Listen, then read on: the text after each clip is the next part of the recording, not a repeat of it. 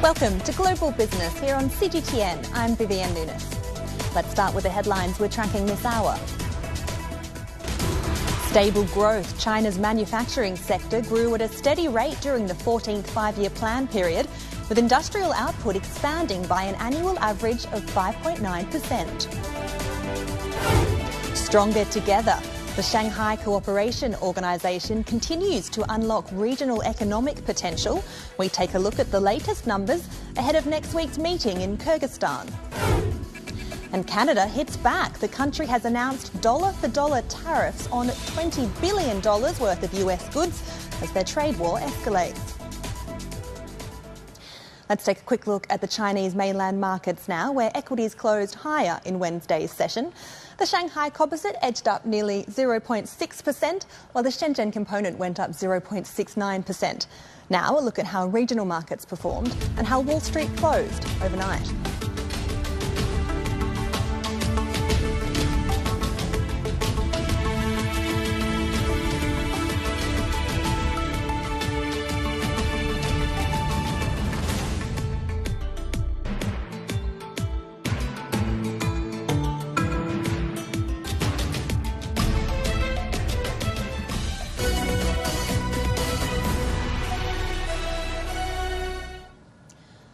China aims to build 500 zero-carbon factories by the end of 2030 as part of its carbon peaking objectives under the 15th five-year plan.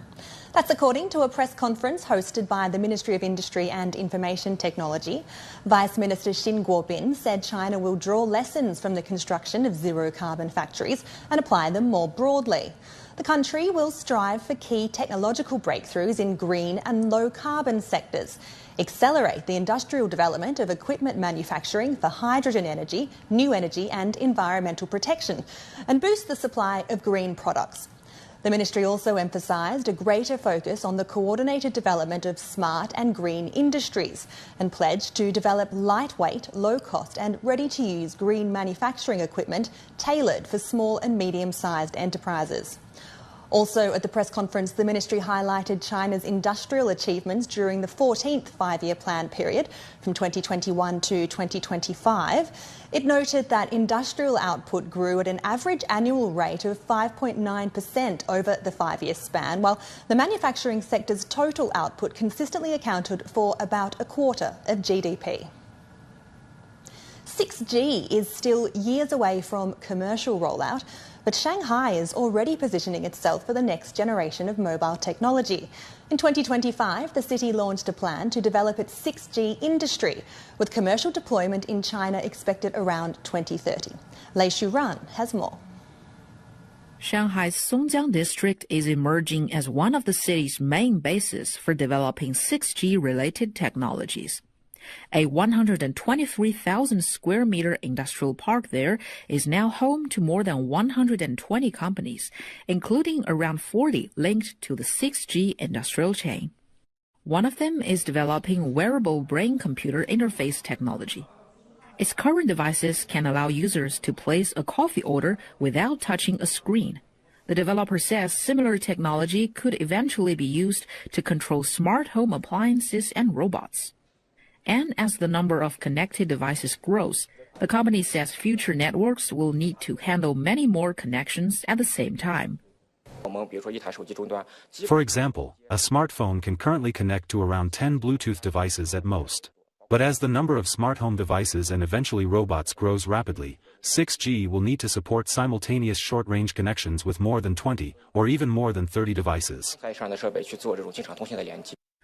Other companies in the park are looking at how 6G could support much larger AI systems. One developer of intelligent airport inspection technology says faster, lower latency networks could allow a single AI agent to process data from far more cameras in real time.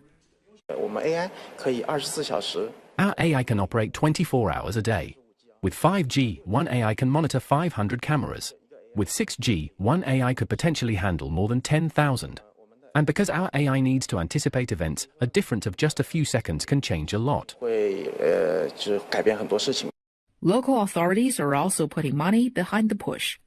Songjiang has launched a 300 million yuan fund to support the development of 6G-related businesses. Selected major science and technology projects, as well as companies newly recognized as unicorn enterprises, can also qualify for additional incentives. Over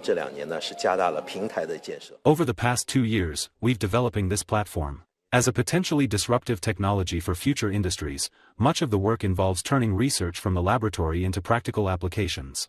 Our platform helps companies turn scientific and technological research into commercial output.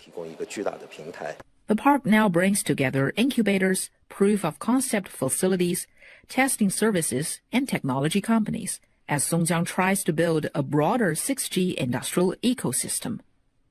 By 2030, the wider 6G industrial cluster in Songjiang is expected to generate more than 100 billion yuan in annual industrial value.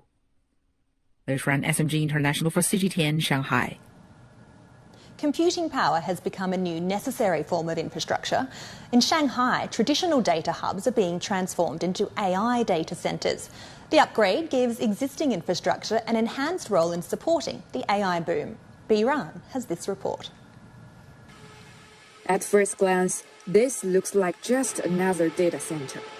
But behind these familiar rows of server racks, the architecture is changing fast. This is the Shanghai #1 Intelligent Computing Center. Instead of building everything from scratch, the facility is taking another route, turning existing IDC infrastructure into a high-density AIDC. Building an AI data center is not simply putting more servers into the same room. AI chips require more power, cooling, and network capacity than conventional servers. So it's important to increase computing density within an existing facility. This AIDC installed denser computing, lower latency, and a redesigned infrastructure stack. Liquid cooling and advanced air cooling systems reduce energy consumption, while a heterogeneous computing platform supports multiple domestic GPU architectures. That means resources can be optimized for anything from AI training and inference to latency-sensitive financial workloads, allocated on demand as computing needs change. Our transformation empowers industries across the board by connecting the AI value chain and ultimately turning that capacity into token consumption and revenue. It creates a complete closed loop from technology investment to commercial value. Shanghai's Shibei High-Tech Park, home to this AIDC, is exploring how existing digital infrastructure can be given a second life. We work closely with Shanghai. Our computing capabilities can support R&D in areas such as biomedicine, new materials, battery electrolytes, lithography, and wind tunnel testing, using simulation to improve research efficiency. The data transmission channels of traditional supercomputers are like one-way flat highways. Data flows are prone to congestion and computational stagnation. In contrast, the homegrown 3D scientific computer Tianqiong has built a three-dimensional high-speed data network.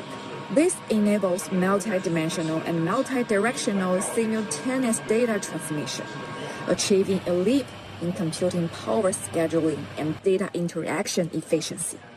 In drug discovery, developers say it could open up a new paradigm for pharmaceutical R&D.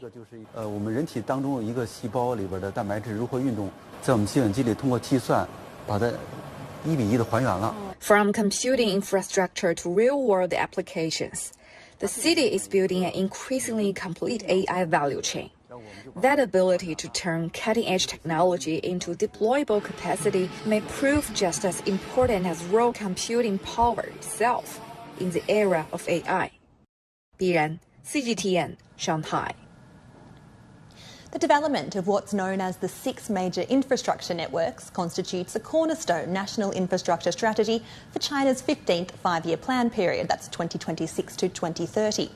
Designed to underpin a high-quality economic transformation, the initiative promotes the systemic and coordinated advancement of 6 key networks: water supply, new type power grids, computing power, next-generation communications, urban underground pipelines and logistics. As one of China's national pilot zones for ecological conservation, Hainan is spearheading the deep integration of these 6 networks with clean energy, with a focus on building a low-carbon island and establishing a modern new energy power system. SSTV reporter Lin Wo has more. I'm currently at Hainan's Yangpu port, and right behind me sits a gas turbine that has just been unloaded. After voyaging thousands of miles across the oceans, this engine has finally arrived in Hainan. It is set to support the future advancement of the new turbine assembly and service center here in the Hainan Free Trade Port. On December 18, 2025, Siemens Energy's first gas turbine assembly and service center broke ground in Yangpu. The 7000F is the world's first heavy-duty gas turbine. It will provide crucial support for the training of clean energy technical professionals and further advance the development of Hainan as a clean energy island. The 3 types of training services that Siemens Energy provides include overhaul, maintenance, and fault detection. Our goal is to establish a training base in China, cultivating more top-tier technical talents for China and the Asia-Pacific region. In addition to Siemens Energy, China Huanan Group also actively engages in the clean energy island construction. On December 27, 2024, the first batch of offshore green electricity was generated in the offshore waters of Hainan's Lingao County. The 60 offshore wind turbines, also known as clean power generators, are from China Huanan Group. 截止到今年初我们总装机达到543万千瓦。 By the end of 2025, China Huanan's total installed power generation capacity in Hainan province stood at 5.43 million kilowatts, more than double that at the beginning of the 14th five-year plan period. The proportion of clean energy installed capacity exceeded 62%, ensuring about 1/3 of the province's total dispatch power. The general manager of China Huanan's Hainan branch stated that during the 15th five-year plan period, the company will strive to build a diversified industrial ecosystem centered on energy, continue to advance the exploration of deep-sea wind power platforms, and create new forms of zero-carbon technologies related to green hydrogen, ammonia, and methanol. On August 21st, the Hainan Danzhou matchmaking session for industrial chain cooperation on the new power system was convened in Shanghai to explore new avenues for collaboration within the modern energy system. The event brought together 21 Fortune 500 companies, including China's Southern Power Grid and Costco Shipping Group. It featured multiple rounds of project signings covering areas such as low-carbon services, green energy supply, and electricity services. 接下来我们让重点开发在 We will give high priority to the green, low-carbon, and sustainable products and assist the enterprises in Danzhou with green certification, fully leveraging the technical advantages of Bureau Veritas. We continue to conduct in-depth research on industrial chains and build an efficient communication platform between government and enterprises. With international standard and market-oriented services, we will provide sustained momentum for Danzhou Yangpu's efforts to build a national benchmark for the modern energy system. The 15th five-year plan for the construction of the new power system clearly states that by 2030, the huge demand for a green and low-carbon power supply is projected to be met. Power generation from non-fossil energy sources will account for 50% of the total. Hainan is playing its part in achieving this goal. Lin Wo, Sansha Satellite TV in Hainan for CGTN. Well, for more now on China's infrastructure spending, I'd like to bring in Lin Bo-chiang, head of the China Institute for Studies in Energy Policy at Xiamen University. Thanks so much for making time to speak to Global Business this afternoon. This year, China is focusing its infrastructure spending on the so-called 6 networks, as we heard. Those are water, the power grid, computing, communications, urban pipelines and logistics. Now, those are expected to see investment exceeding 7 trillion yuan this year. But why have the authorities chosen this particular framework? Well, this is really for the to lay down the foundation for the high-quality growth that China has been promoting since the last few years. The 6 infrastructure networks, some are really traditional, like the water network, urban underground pipeline. Those are really traditional. So this is simply just strengthening this traditional network. The new type of the infrastructure network included the new type of the power network and also the national computing network. Those are the new ones. Even though that there's a continuing improvement to change from old to new, but we still count it as a new to support a high quality development in the future. So in the 15 5-year plan, these 6 infrastructure networks are really the backbone of the long-term strategic development. And I think that it's going to be quite important if we spend effort and to complete, improve these networks as much as possible in 5 years' time. And you mentioned that new style power grid. I mean, it alone is projected to top 5 trillion yuan in investment during the 15th 5-year plan period. What makes this power grid different from conventional power infrastructure, and what effect might it have on productivity growth as a result? Well, the conventional power grid is what we have seen before. That's really built for the stable energy like coal, and coal-fired, gas, oil, nuclear, and water, and hydropower. Those are very stable. The new type, I think that what you mean by new is really to build a power network, power grid, which can support a large quantity of the renewables. They are unstable. So those are the major difference between the new type of the power grid and the old and the conventional ones. In terms of 5 trillion yuan, 5 trillion RMB, which roughly is 1 trillion per year, and that's about double compared to 14 5-year plan. In general, the infrastructure multiplier are about 2, so that means if you spend 5 trillion, you will get eventually 10 trillion out of it. In terms of economic development, in terms of the upstream, downstream put together, direct, indirect put together. But I think that for the basic infrastructure like power grid, it could be higher. For example, you look at the transportation, the multiplier normally is 2 to 2.5, so it's larger than 2. So I also believe that in recent development, particularly AI, and also that the renewable development, I think that the multiplier could be more than 2. So if we put in 5 trillion, most likely going to get I think that 10 to 15, something like that. So it's quite substantial in terms of infrastructure development, in terms of the supporting the new industry, and also the data center, etc. All right, we'll leave that there for now. Thank you very much, Lin Bo Chiang, joining us there from Xiamen University. And you're watching Global Business. Coming up next, Stronger Together, the Shanghai Cooperation Organisation continues to unlock regional economic potential. We'll take a look at the numbers when we return.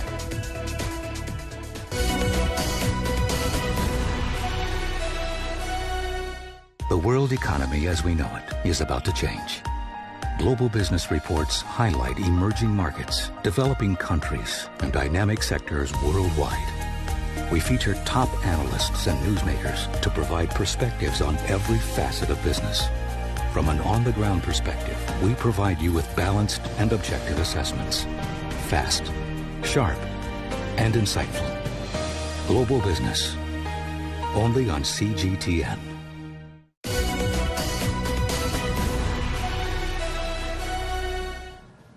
Chinese President Xi Jinping will attend the Shanghai Cooperation Organisation Summit in Bishkek and pay a state visit to Kyrgyzstan and Egypt from August 30th to September 3rd.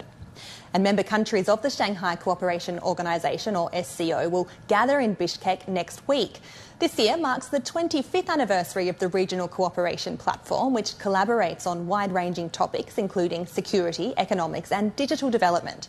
The latest data show that the combined economic output of the 26 SCO members reached nearly $30 trillion in 2025, roughly 1/4 of global GDP. SCO trade routes covered Eurasia, Africa and South America, connecting 24 key cities. Last year alone, regional trade volume exceeded 7 billion yuan or $1 billion. The contract value of cross-regional investment reached 11.3 billion yuan. That's about $1.7 billion. And Uzbekistan's cotton growers are turning to Chinese technology to help boost production while using significantly less water. From irrigation and agricultural machinery to processing, Chinese expertise is being introduced across the cotton production chain. Alyosha Melenkovic reports from the Uzbekistan-Turkmenistan border. This may be the most beautiful sound in the desert, the sound of water. Here in southern Uzbekistan, every drop matters, especially for a water-demanding crop like cotton.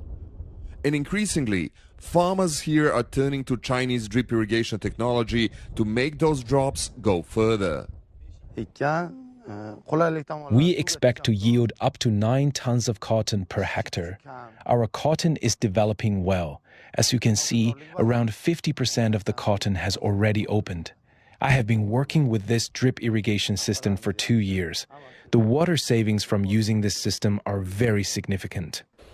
Water arriving through canal is collected in this huge basin, then mixed with fertilizer and pumped through drip lines directly to the plants. Around 5,000 hectares in this area are already covered by the system. It reduces water losses while allowing farmers to control precisely how much water and nutrition their cotton receives. But Chinese technology here doesn't stop at the edge of the field. In nearby town of Karshi, tractors, cotton planters and combine harvesters are lined up in a new assembly facility expected to begin production in 2 months. Our company has been deeply rooted in China for many years and is well received by a wide range of users. So we are bringing our most advanced technology to participate in Uzbekistan's agricultural modernization drive. We aim to support the local community with our latest technology. And at the other end of the production chain, another Chinese-owned facility is preparing to process the cotton harvested from these fields. Its machinery is already installed, and the factory is expected to open in November and provide jobs for up to 100 local workers. From advanced agricultural machinery and precision drip irrigation to modern processing facilities, China's experience and expertise in cotton production are being put into practice right here in Uzbekistan, spanning almost every stage of the production chain. Alyosha Melenkovic, CGTN, Boston, in southern Uzbekistan. Digital cooperation is fast becoming a cornerstone of economic and tech growth across the SCO. From 5G and e-commerce to AI, digital health and smart infrastructure, member states are forging connections that reach well beyond traditional trade. China and Central Asian nations are at the heart of this push, driving joint projects, tech transfers and skills training throughout the region. Our reporter Adrian Kali takes us inside the digital SCO. Chinese goods are everywhere in Kazakhstan, from local markets to online shopping apps. And as e-commerce grows, trade between China and Kazakhstan is changing. Both countries are also members of the Shanghai Cooperation Organization, which is working to strengthen digital and trade links across the region. I traveled from Almaty to Khorgos to see how this trade works on the ground. I decided to trace that journey from a local market in Almaty to Khorgos, one of the largest cross-border trading hubs between Kazakhstan and China. China is Kazakhstan's largest trading partner, with bilateral trade reaching $49 billion last year. At Altınorda market in Almaty, the relationship is visible in daily life. Trucks from China arrive carrying fruit, vegetables and other goods, supplying one of the country's busiest wholesale markets. So these mandarins are from Sichuan, look at this. Yeah, and it's bigger, yeah, than the classic mandarins. It's really like orange. You see? We bring the goods from the Chinese mainland to Korgos. Once they arrive here, we transfer them onto another vehicle for delivery further into Kazakhstan. In some cases, we bring shipments directly from China. It all depends on the route, the costs, and what is more efficient.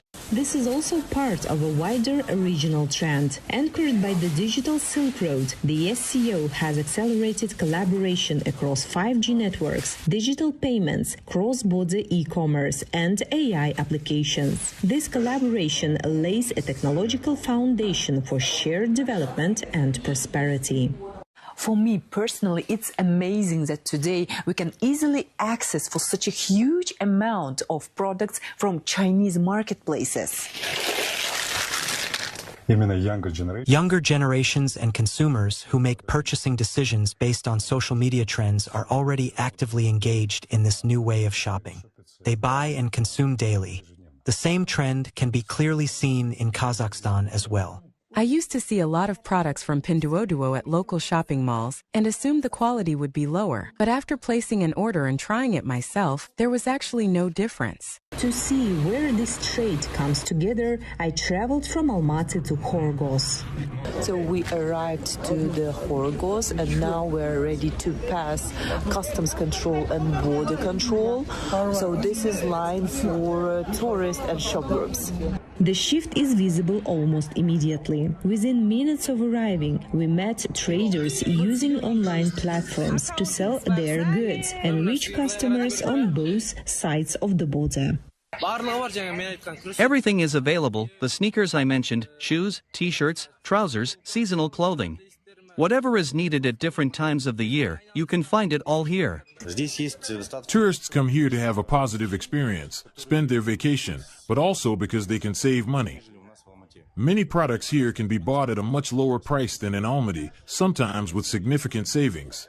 With around 1,000 trading points and millions of visitors passing through every year, Korgos remains a key gateway for trade between Kazakhstan and China. I always come here for my shopping because the quality is excellent and the prices are really good. I definitely recommend it to everyone. Come and see for yourself. From trucks crossing the border to parcels ordered online, trade between China and Kazakhstan is taking a new shape, and Korgos is right at the center of it. Egrim Kelly, CGTN, from International Center for Border Cooperation, Korgos. Well, for more insights on the SCO, I'd like to bring in Chu Chiang, a fellow at the Belt and Road Research Centre of Minzu University of China. Thanks for joining Global Business this afternoon. We might start then, if you could explain for us a little bit about the Belt and Road Initiative and then tell us how it might be further aligned with SCO regional economic cooperation, especially when it comes to infrastructure and trade. Well, that's a great question.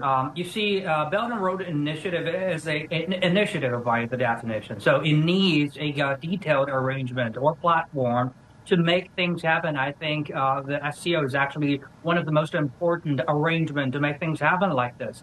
For example, last year in Tianjin Summit actually made it very clear that, Belt and Road Initiative will rely on the arrangement like a SCO to happen. For example, you can see many contributions or many things are happening, in the following regard. Number one is about infrastructures. You see the China and the European Express. The railway has been already been, going on for lots of the trains. So we're basically delivering about $500 billion of the cargoes each year. And also you're seeing that the China, Kyrgyzstan, and Uzbekistan railway has already been taking shape. And in a very soon time, we're going to see that, China, from China to Europe, and all the cargo shipments time will be reduced by another week. And also we're going to reduce by another 1,000 kilometers of the transportation, mileages. And also, if we're talking about trade, you're going to see that only China and the other members of the SCOs has already been achieving more than $520 billion of the trade turnovers last year, which is about 40 times more than a year when it's been founded. Especially, I think the cooperation has been happening in raw material, energy, and mechanics.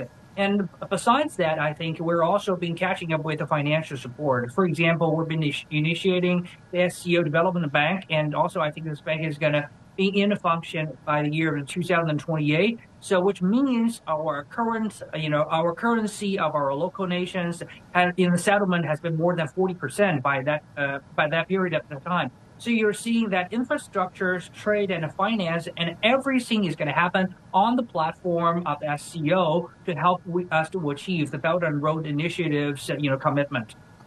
And you mentioned that growth that the SCO has seen since it was founded in 2001. It has expanded its membership significantly since then. How has that enlargement boosted regional trade and development?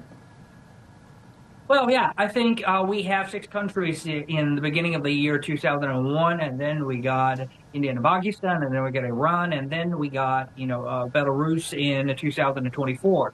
So even though we're looking at just 10 countries, but actually we'll be covering about 40% of the world population and about, a quarter of the world total GDP. So it's actually bigger than, we're just looking at. And also, I think what we're doing right now is not just a simple trade, about raw materials and machines. What we're doing right now is a cooperation on the supply chain. A lot of things are actually been happening to form this very complicated and, very resilient, network of the values. And also talking about the networks, actually, I think the network effect is also been taking shape. It's more than just 10 countries. Also, we got 2 observers and also 15 another dialogue partners. So we're talking about the bigger network of the trade, the bigger network of the finance, and also the value chain. And also, I think geopolitically, when Belarus has joined in, also our influence has been covering the Eastern Europe and also in the Middle East, in ASEAN nations. So actually, this map is massive, and also lots of the GDPs, lots of the cultures, and lots of different parts of the supply chain has also been part of this. So which enabled this platform to have a global agenda. So we can set up the agenda globally and also to help to serve the global supply chain and the global market. And at the same time, we have seen some rising global trade protectionism recently. What steps can the SCO take to further promote trade and investment liberalisation in the region? Well, great question. I think the very burst of the SCO and also the Belt and Road Initiative is to tackle down this protectionism. For example, in 2025, and Tianjin Summit actually made it very clear this platform is going to uphold the banner of the multilateralism and support the trade, the free trade of the whole world.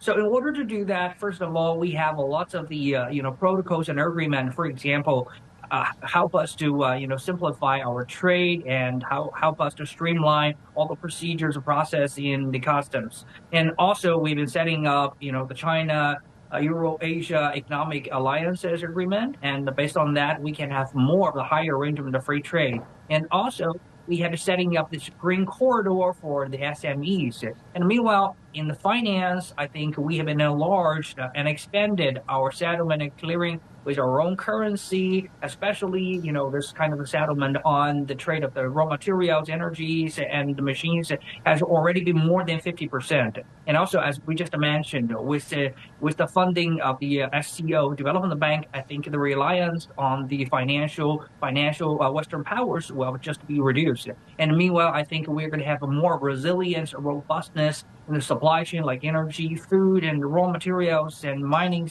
and all these kind of infrastructures, plus financial structures, will be established across ASEAN nations to Caspian Sea, and also digital cooperation, environmental cooperation are all going on the way. So I think this kind of a 3D dimensional comprehensive partnership are actually enabling all the members in this network to achieve more and to have a brighter future. Lots of opportunity there, it sounds like. Thank you very much, Chu Chiang, for joining us. And we'll have all the latest news from the SCO Summit next week on Global Business. Still to come on Global Business, Canada hits back. The country has announced dollar-for-dollar tariffs on $20 billion worth of US goods as their trade war escalates.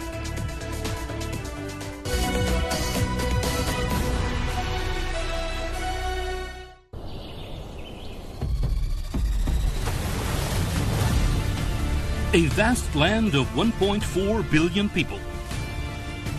The world's second largest economy. home to stories of the unexpected, the unimaginable, the breathtaking. Stories that touch the soul. Feel the speed, the passion. Enjoy spectacular natural and cultural landscapes. Feel the thrill of cutting-edge innovations.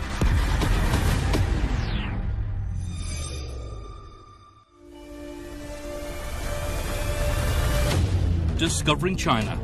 Global Biz. China Travel. We present to China never seen before.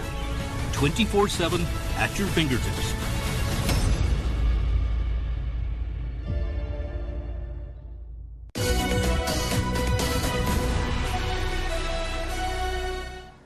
Canada has announced dollar-for-dollar tariffs on $20 billion worth of US goods as their trade war escalates. Canada also announced a multi-billion-dollar support package for businesses hit by US tariffs. The measures come after US President Donald Trump imposed 50% duties on Canadian imports over the weekend after trade negotiations collapsed. Karina Huber reports from Montreal. We're looking at about 700 U.S. products that are going to be impacted, and the tariff amount will range from 15% to 50%, hitting everything from U.S. seafood to motorcycles to apparel, paper products. But the steepest tariff, 50%, is going to be reserved for certain U.S. dairy, as well as cosmetic and lumber. Now, the tariffs will go into effect on September 8th. Now, what is Canada doing to protect itself amid this trade war? Well, Canada will meet the moment. Canadians will meet the moment. We will meet the moment together. And as the Prime Minister has said, we will support our workers, our businesses, and our industry with whatever it takes for as long as it takes. Our negotiating team and the Prime Minister work tirelessly on behalf of all Canadians. But ultimately, the terms proposed by the U.S. administration were uneconomic, unfair, and ultimately unacceptable. And this is really targeting small and medium-sized businesses who will feel the most pain in this trade war. So what Canada's trying to do is created a special rapid response program which will allow businesses to access funds quickly. They're also making changes to Canada's employment insurance program so that workers who are laid off can access benefits quicker and larger amounts of benefits. So the Canadian government is really preparing for the long haul. It knows that businesses will be hurt. Small businesses themselves are trying to diversify their trading partners away from the United States. But as expected, it is going to be painful for Canadians. And the 50% US tariffs on Canadian goods cover more than 500 product categories, including alcohol, dairy goods, athletic gear and wood products. That's about $20 billion worth of Canadian exports to the US, or about 5% of its total exports south of the border. The Bank of Montreal estimates that the 50% duties could shave half a percentage point off Canada's GDP growth. Recent research by the University of Calgary says the new tariffs are also putting some 52,000 jobs in affected sectors at risk, while 35,000 additional jobs could be lost due to a ripple effect. Business Roundtable, a group of 200 chief executives of leading US corporations, warns that Canada's retaliatory tariffs, set to take effect on September 8th, will risk raising costs for American businesses and families. Trade expert Julian Karagusian says automobiles and defence will be the most vulnerable on the US side. As a trade war between the United States and Canada escalates, small business owners in Canada are among those feeling squeezed the hardest. Nina Defries has more on the reaction from Canada in this report. Hockey. It's a major sport played in Canada and a significant symbol of the country's identity. Now, products associated with the game are among those affected by the new 50% tariffs imposed by the U.S., specifically hockey sticks. Joey Walsh owns a company called The Hockey Stick Man, which has several locations in Ontario, including in Vaughan, a city just outside Toronto. He's frustrated by the latest tariffs. I think that nobody wants to see commercial recreational products being hit with more tariffs that's going to be a barrier to entry for kids in sports and recreation. Joey explains that only his Canada-made hockey sticks made of wood or that are refurbished are affected by the tariffs. But other items, such as skates and goalie equipment produced here, are also being hit, he says. He wants U.S. customers to know that he is planning to cover the cost of tariffs for them, and he hopes his business won't be hit too hard. We'll see the impact over the next few weeks. He also acknowledges there are other businesses that will be far worse off than his, and that's a concern echoed by experts in the business industry. Smaller businesses are expected to feel the blow much more this time around. According to the Canadian Federation of Independent Business, about 40% of small Canadian exporters will be hit by these latest tariffs, and about 1/3 could expect to see their revenue drop by 50% or more. In a media statement, the president of CFIB called on Ottawa to keep small businesses in mind in any talks with Washington going forward, saying, "More than anything, small firms are counting on government to resume negotiations as early as possible and ensure the impact on Canadian entrepreneurs is minimized in the interim." But when or even if those talks resume remains unclear. Canadian Prime Minister Mark Carney has said the U.S. needs to adjust its attitude toward trade talks before negotiations continue. Some experts say it could be a while. So I'm afraid we're going to have a period either of, heightening tensions or a period of, freezed relations or a mix of the two, but I can't see going back to the negotiating table anytime soon. For now, businesses like Joey Walsh's are just trying to cope with constant changes. We want to go back to the way things were in that we could work together. I think that's the best for both countries. And hopefully, we return to that level of stability. Nina DeVries, CGTN, Vaughan, Canada. And that wraps up this edition of Global Business. I'm Vivian Nunes in Beijing. Thanks for watching.